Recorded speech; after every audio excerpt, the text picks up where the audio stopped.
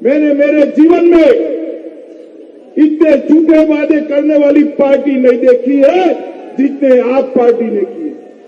मुस्तफाबाद वालों, मैं आपको याद कराने आया हूं कि इन्होंने कहा था कि हम जीत जाएंगे तो 1000 स्कूल नए बनाएंगे, इंटरनेशनल स्टैंडर्ड के बनाएंगे। मुझे बताओ, स्कूल बने हैं क्या भाई? जोर से बोलो, बने हैं?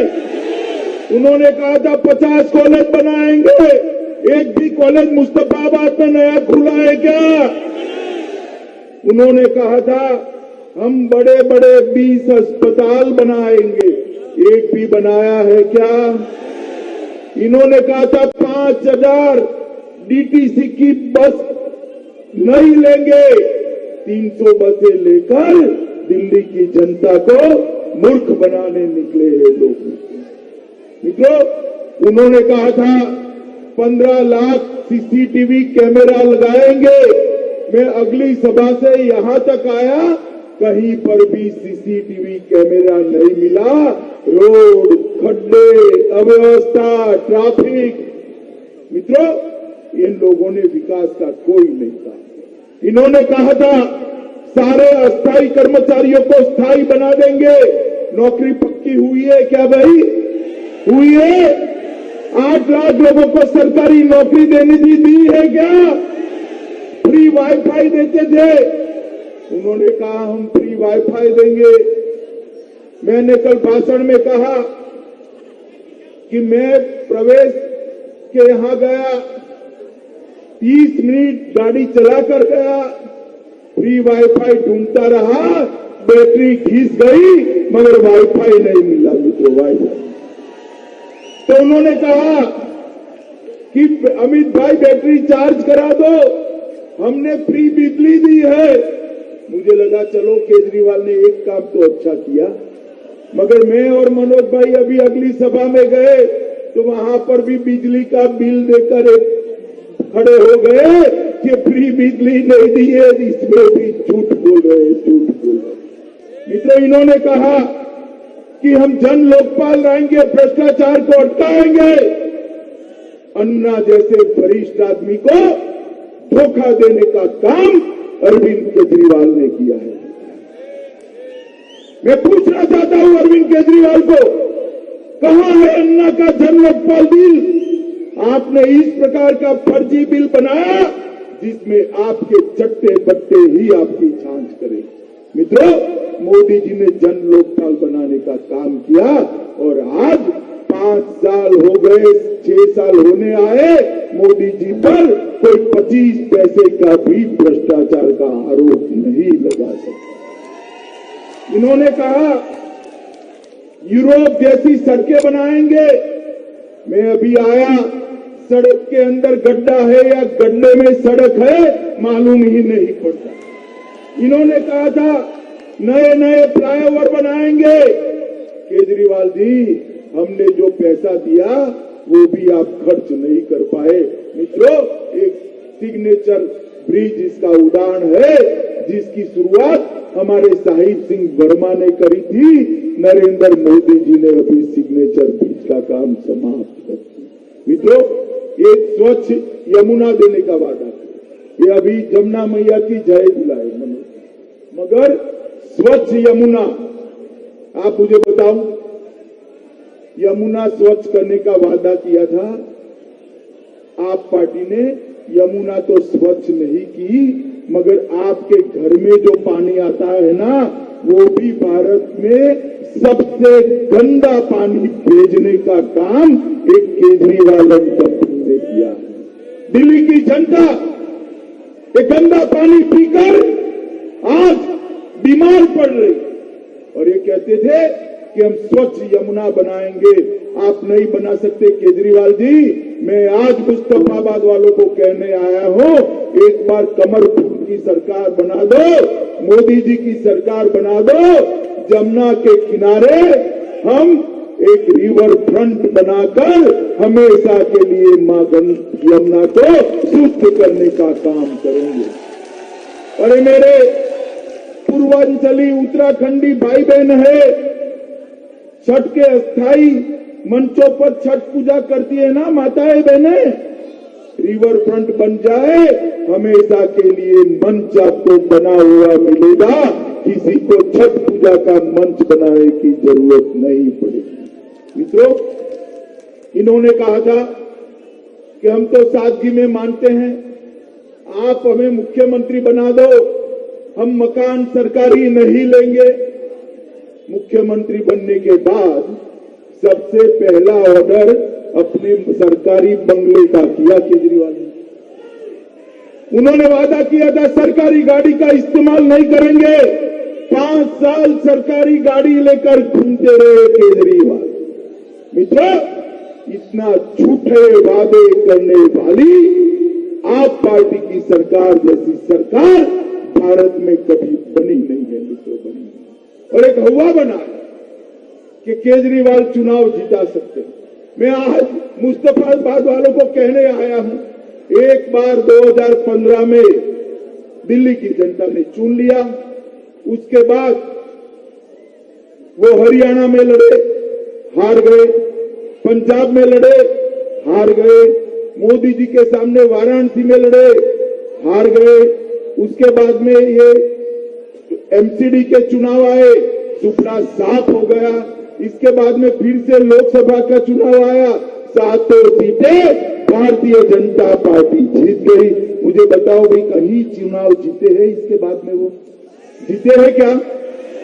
क्योंकि उन्होंने सारे वादे उलट कर दिए। अरे वो तो न करे, वो मैं समझ रहा हूं, उनका काम करना है ही नहीं, धरना लगाना है, धरना लगाना है, वो काम नहीं कर सकते।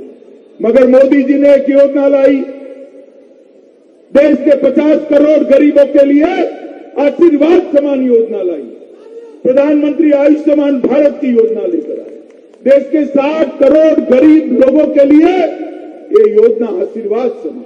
मित्रों, आज दिल्ली में क्या होता है, गरीब बेटे का बाप बीमार पड़ जाता है, उसको अस्पताल में ले जाते हैं और अस्पताल में ले जाकर बेटा बाप को अस्पताल में भर्ती कराएगा, 2 दिन टेस्ट टूस्ट होंगे, तीसरे दिन बिल आएगा, बिल देखकर बाप कहता है बेटा मुझे घर पे ले जाओ, मैं तो बीमारी से मर जाऊंगा, ये बिल से तेरा पूरा परिवार ऋण के बोझ के तले दबकर मर जाएगा। और गरीब बेटा आंख में आंसू के साथ अपने बाप को घर पे ले जाता है। और आज मोदी जी ने देश भर में सब गरीबों को 5 लाख तक सारे टेस्ट, हॉस्पिटलाइजेशन, ऑपरेशन के बाद का हॉस्पिटलाइजेशन, सारी दवाइयां और घर पे जाने के 300 रुपया अलग से ये देने का वादा किया। और 1 करोड़ गरीबों ने अपना इलाज मुफ्त में कराने का काम नरेंद्र मोदी की योजना के तहत देश भर में हुआ है। आप लोग खुश मत होइए मुस्तफाबाद वालों, आप ताली मत बजाओ। दिल्ली वालों को ये योजना नहीं मिली क्योंकि केजरीवाल जी कहते हैं ये योजना की दिल्ली वालों को जरूरत नहीं है। भाई 5 लाख तक की योजना आपको चाहिए या नहीं चाहिए, बताइए मुझे, जोर से बोलिए, चाहिए या नहीं चाहिए?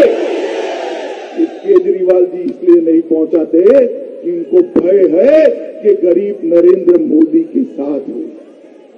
मित्रों, ये अभी पूरा क्षेत्र, पूरा मुस्तफाबाद अनधिकृत कॉलोनियों में बस रहा है। बस रहा है नहीं बस रहा है भाई? अरे क्या अनधिकृत, एक भी अनधिकृत कॉलोनी में नहीं बस रहा। मोदी जी ने अनधिकृत कॉलोनियों को एक ही कलम के झटके से अधिकृत करने का काम कर दिया है, जिसके लिए लोग कहते थे 1 लाख रुपया ले लो भैया मगर मेरा मकान मेरे नाम पे कर दो। मोदी जी ने 500 रुपया और 1000 रुपया की रजिस्ट्री में आपका मकान आपके नाम पर कर दिया है। और मोदी जी चाहते थे कि 2015 में हो। उन्होंने केजरीवाल को पत्र लिखा भारत सरकार ने कि हमें सारी अनधिकृत कॉलोनियों का लिस्ट दीजिए, मगर लिस्ट नहीं भेजा। 2 साल का समय मांगा, 17 में लिखा, फिर 2 साल का समय मांगा, चुनाव आ गया, इस बार तो मोदी जी ने पत्र ही नहीं लिखा, सीधे सीधा सैटेलाइट से सर्वे कर ऑर्डर निकाल दिया कि हर एक का घर अधिकृत, हर एक अपने घर का मालिक बन जाएगा। आप आज भी रजिस्ट्रेशन करा सकते हैं। केजरीवाल हंसते थे, हम कैसे हो सकता है, ये चुनावी वादा है। मित्रों, आज रजिस्ट्री चालू हो गई है और दिल्ली के अंदर 70,000 से ज्यादा लोगों ने अपनी रजिस्ट्री ऑनलाइन करा दी। मित्रों, मोदी जी ने पूरे देश के अंदर एक योजना लाई कि जहां झुग्गी है वहां मकान, हर व्यक्ति को पक्का मकान, मगर यहां पर नहीं हो पाया। मित्रों, मैं आप सबको गारंटी देने आया हूं, एक बार मोदी जी के नेतृत्व में यहां पर भारतीय जनता पार्टी की सरकार बना दो, 5 साल के अंदर हर झुग्गी वाले की उसी जगह पे 2 रूम का एक पक्का फ्लैट देने का काम ये भारतीय जनता पार्टी की सरकार है। मगर केजरीवाल ने प्रधानमंत्री आवास योजना को पहुंच नहीं दी।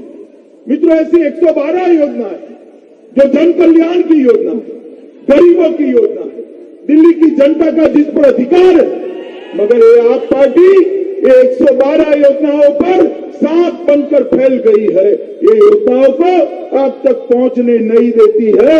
ये सांप का मर्दन करने का टाइम 8 फरवरी को है। एक बार ये विघ्न हटा दीजिए, 112 योजनाएं सीधी दिल्ली वालों के घर में पहुंचाने का काम ये भारतीय जनता पार्टी की सरकार करेगी। मित्रों, नरेंद्र मोदी जी ने दिल्ली के विकास के लिए ढेर सारे काम करे।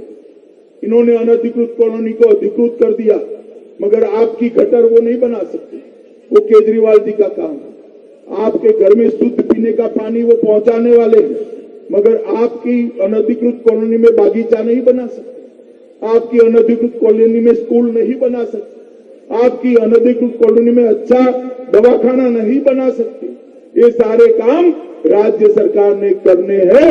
आप मालिक तो हो गए, मगर गंदगी दूर करनी है तो 1 लाख करोड़ रुपया चाहिए, जो नरेंद्र मोदी जी दिल्ली के लिए खर्च करने वाले हैं। मित्रों, और कोई नहीं कर सकता, मोदी जी कर। इसलिए मैं आपसे अपील करने आया हूं, फ्लाईओवर से पेट नहीं भरता, फ्लाईओवर से बीमारी नहीं अटकती, वो तो मोदी जी ने बना दिए, मगर ये जहरीली हवा जो केजरीवाल ने फैला रही है, प्रदूषण जो फैलाया है, वो प्रदूषण से मुक्ति अगर कोई दिला सकता है तो नरेंद्र मोदी जी ही दिला सकते हैं। मित्रों, दिल्ली की जनता को कहां मुफ्त में पानी देंगे, सारे के घर में पानी पहुंचाया, मगर भारत में सबसे गंदा पानी अगर कहीं है तो दिल्ली के अंदर पहुंचाने का काम एक आप पार्टी की सरकार ने करा। अरे सुनो भैया, सुनो मित्रों, आप चाहते हैं या नहीं चाहते हैं शुद्ध पानी मिले? अब तक बोले चाहते हैं या नहीं चाहते हैं भाई? ये शुद्ध पानी तभी मिल सकता है जब नरेंद्र मोदी के नेतृत्व में भारतीय जनता पार्टी की यहां सरकार बनी। शिक्षा तभी सुधर सकती है जब नरेंद्र मोदी के नेतृत्व में भारतीय जनता पार्टी की सरकार बनी। मित्रों, अभी अभी 19 का चुनाव हुआ, मोदी जी 303 सीटों के साथ फिर से देश के प्रधानमंत्री बनाए और आपने दिल्ली वालों ने 7 सीटें नरेंद्र मोदी की छोड़ी। मित्रों, मुझे बताओ, अरे सुनो भाई, सुनो सुनो सुनो, अरे जरा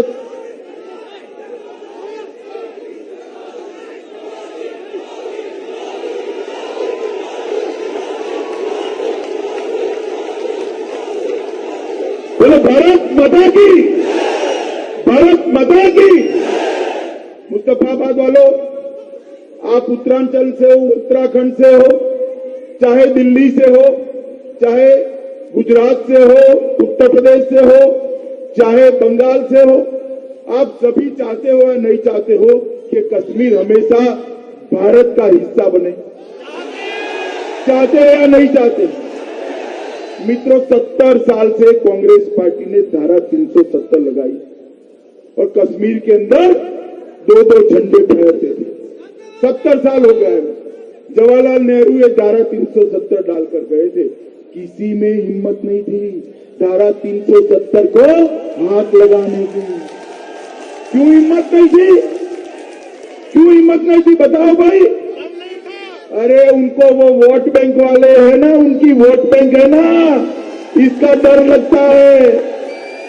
मैं बता दूं हम भाजपा वाले हैं, हम कोई वोट बैंक से नहीं डरते हैं। मित्रों 5 अगस्त को संसद के अंदर श्री नरेंद्र मोदी ने धारा 370 को हमेशा के लिए उखाड़ कर फेंक दिया।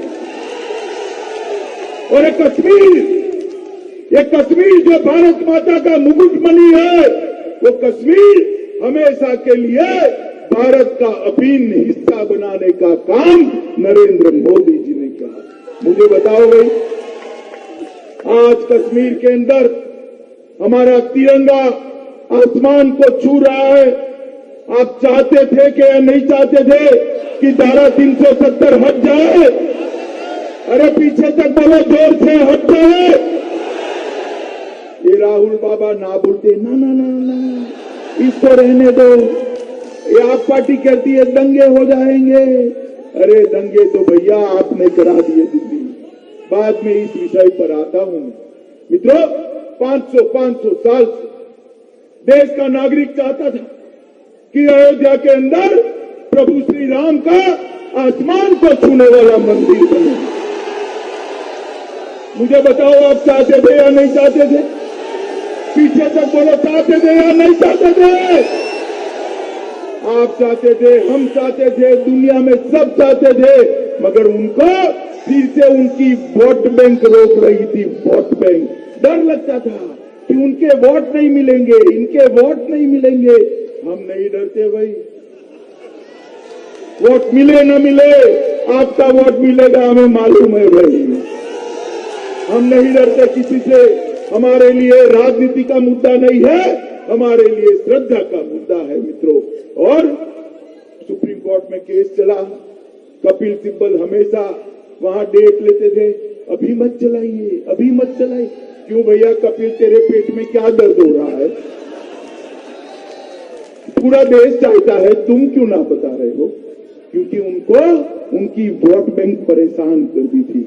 मित्रों मोदी जी फिर से प्रधानमंत्री बने, सुप्रीम कोर्ट में केस चला, 5 जजों ने यूनानिमस एक निर्णय किया कि जहां भगवान राम का जन्म हुआ था, वहां आसमान से छूता हुआ भव्य राम मंदिर बनेगा। और मुस्तफाबाद वालों, मैं आपको कहने आया हूं कि ये लोग विरोध कर रहे हैं, वोट बैंक के लिए विरोध कर रहे हैं। ये सुप्रीम कोर्ट का ऑर्डर है, 4 महीने के अंदर प्रभु श्री राम का, जहां रामलल्ला जन्मे थे, वहीं पर एक भव्य मंदिर के निर्माण का काम शुरू होने वाला है। मित्रों 2 साल पहले जेएनयू में एक टुकड़े टुकड़े गैंग है, मालूम है ना? मालूम है या नहीं है? अभी दंगे देखे थे या नहीं देखे थे? एक टुकड़े टुकड़े गैंग, इसने नारा लगाया। क्या नारा लगाया? भारत तेरे टुकड़े हो 1000। नरेंद्र मोदी जी ने उनको पकड़कर जेल में डाल दिया। डालना चाहिए या नहीं डालना चाहिए?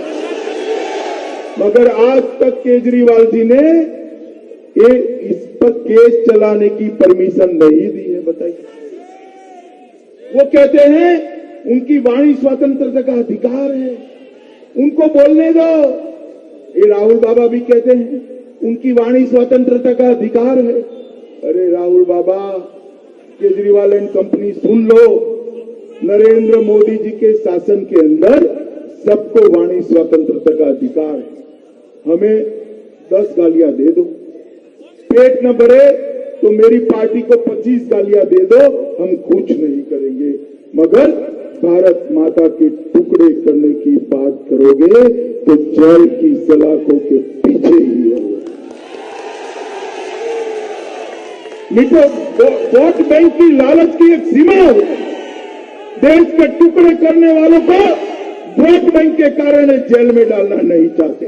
मित्रों, मैं आपको पूछने आया हूं, पाकिस्तान, अफगानिस्तान, बांग्लादेश से जो हिंदू, सिख, बौद्ध, जैन, पारसी, क्रिश्चियन आए हैं, उनको नागरिकता देनी चाहिए, नहीं देनी चाहिए? जोर से बोलो, देनी चाहिए, नहीं देनी चाहिए? ये केजरीवाल का एक इंटरव्यू में कहते थे पाकिस्तानियों की चिंता भाजपा कर रही है।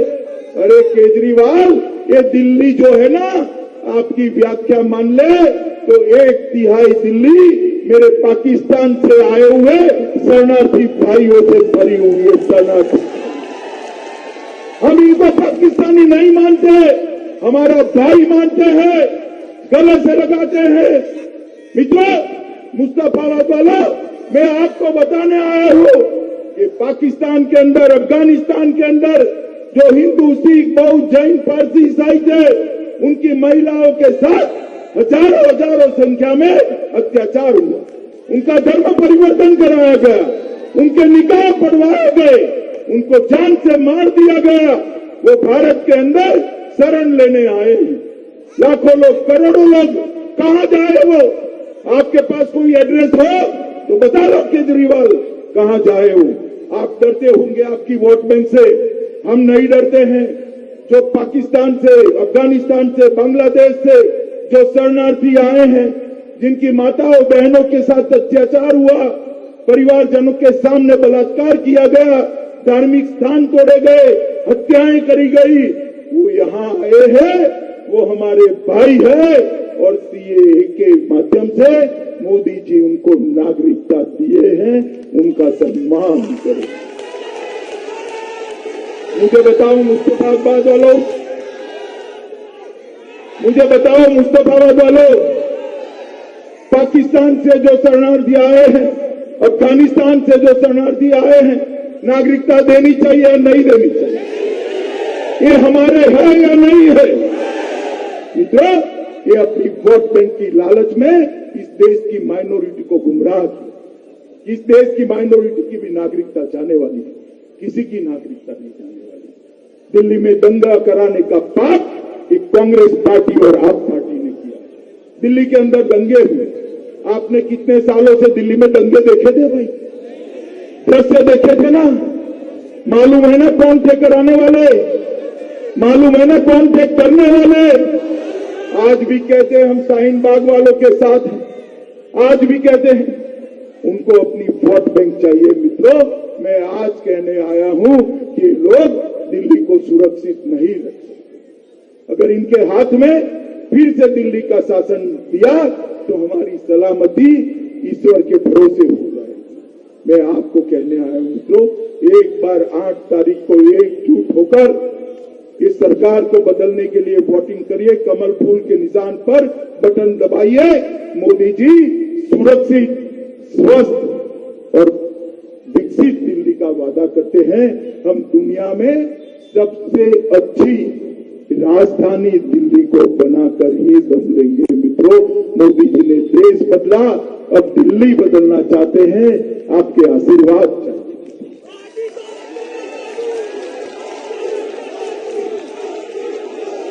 मित्रों,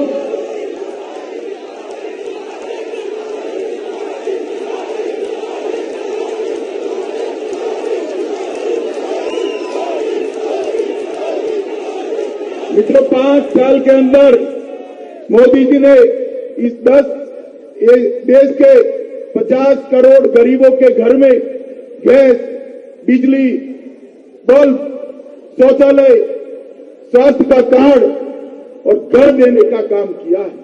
अभी दिल्ली को भी बदलना चाहते हैं।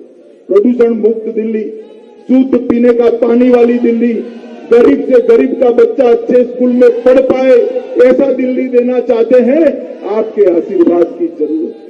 मित्रों, मैं इतना ही कहना आया हूं कि 2 विचारधाराएं आमने सामने। एक बार सबका साथ, सबका विकास वाली नरेंद्र मोदी जी की विचारधारा, और दूसरी ओर ये वोट बैंक की लालची राजनीति करने वालों की विचारधारा जो देश में दंगे कराते हैं। निर्णय आपको करना है। बताओ दिल्ली वालों, मुस्तफाबाद वालों, भाजपा सरकार बनाओगे? जरा जोर से बोलो, बनाओगे? कमल के निशान पर बटन दबाओगे? जगदीश प्रधान को जिताओगे? तो एक काम करना पड़ेगा। कितने लोगों के पास मोबाइल है? जरा हाथ ऊपर करोगे? पीछे तक करो, दिखाई पड़ता है यहां से। हाथ ऊपर करो, ये झंडा ऊंचा हुआ वहां तक। जिन जिन के पास मोबाइल है, सभा समाप्त होते ही 50-50 फोन कमल के निशान पर दबाने के करने हैं। चाचा को, चाची को, मामा को, मामी को, फूफा को, फूफी को, बहन को, भाई को, माता को, पिता को। करोगे क्या? 50-50 फोन दिल्ली में करने हैं कि कमल के बटन